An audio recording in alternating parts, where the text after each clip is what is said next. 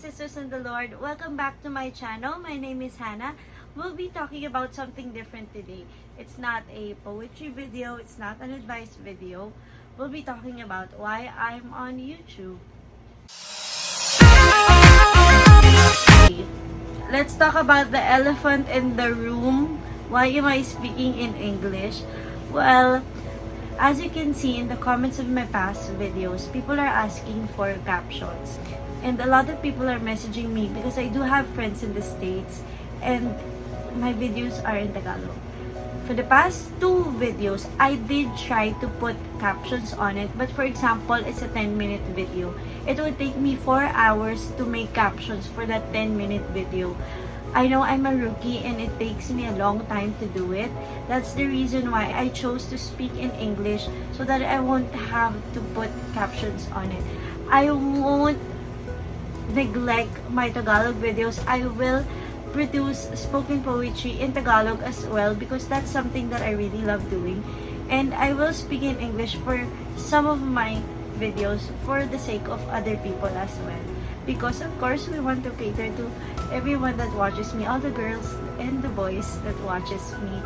So, why am I on YouTube? When I was in high school, I did have a friend who we would constantly talk about YouTube.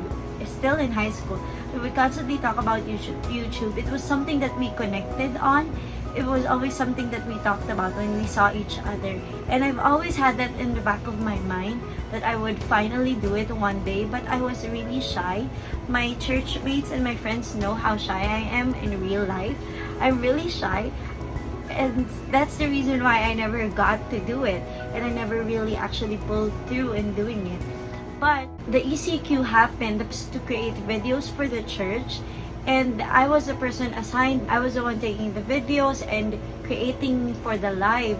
And the truth is, I didn't know how to do it. I didn't know how to make the videos. I didn't know how to edit videos. I was the only one creating PowerPoint. That's the reason why I was the techie one in the home.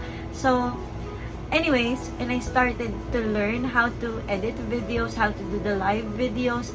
And because it was something that I needed to learn in the moment, so I studied about it. I tried to learn different things, different softwares and all of that, and I finally knew how to do it. It was because of the pandemic. It wasn't because of anything else. And then after that, during the pandemic, Ate Claire from Project Eve, I'm a part of Project Eve. It also took me a while to become a part of it, but Ate Claire was asking us to make videos for the YouTube channel. And I honestly didn't want to do it. She would always ask me to make videos for the Project Eve, but I didn't want to do it because I was always shy about doing it. But finally, because I was one of the older girls in the bunch, I had to make the video, and I decided to finally make it because I was already editing for church. And because I was already editing for church, I finally know how to do those things and I was enjoying it basically. So I did the video. It was a very crappy video. It was shaky, it was crazy, but I finally did it. And I made the devotional video in Project Eve if you want to check it out. And then, so it's like step by step, the Lord is slowly putting me on this. And Pastor Gerald Sardinia, he is a YouTuber as well. He is a pastor and also producing YouTube videos. Subscribe to his channel, Teola Gets. Shout out. Anyways, so he would produce spoken poetry videos and I did spoken poetry as well. Compete with him and he would always win. I would always go second. But anyways, he would do spoken poetry videos and I also did spoken poetry. I wrote for my church mates and whenever there's competitions, it's something that I enjoyed doing, so I finally did it. So we were talking about it through Messenger, and Holy Week, he made this series and I was a part of it. So I became a part of it for Mary and Mary Magdalene. I was so scared that it was supposed to go up at 10 a.m.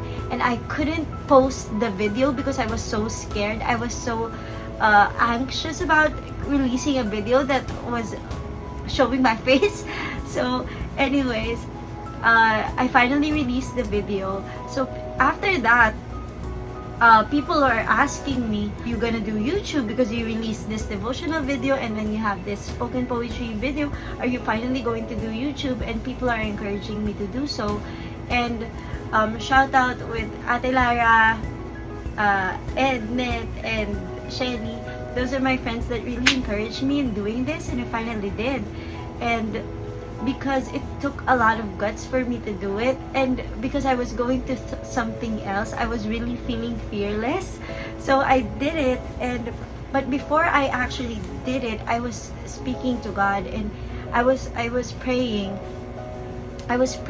My laptop was in front of me. Before I released my first video, I said, Lord, I know that when I release this video, the numbers would get in my head. I know that the subscriber count and the likes would go into my head, and I will constantly be thinking about all the likes and the subscribers and all this other things, because I know that it comes with the territory. So I was reading the Bible because I'm studying the New Testament, and it was on John 7. It said, whoever speaks on their own does so to gain personal glory, but he who seeks the glory of the one who sent him is a man of truth. There is nothing false about him. I'll read it again. Whoever speaks on their own does so to gain personal glory, but he who seeks the glory of the one who sent him is a man of truth, and there's nothing false about him. I was speaking to God, and He was reminding me that it was for His glory, that whatever I was going to do, it was for His glory, and He was the one who sent me to do these kinds of things. It was a process. He slowly taught me how to do these videos, to edit videos. He was slowly building my confidence as I went through reading His Word, and as I was going through this pandemic, as the pandemic was on, I was also slowly learning my confidence in the Lord. And it's been crazy. There are days where I was thinking about the likes, I was thinking about the subscribers, but the Lord is constantly reminding me that it's for His glory.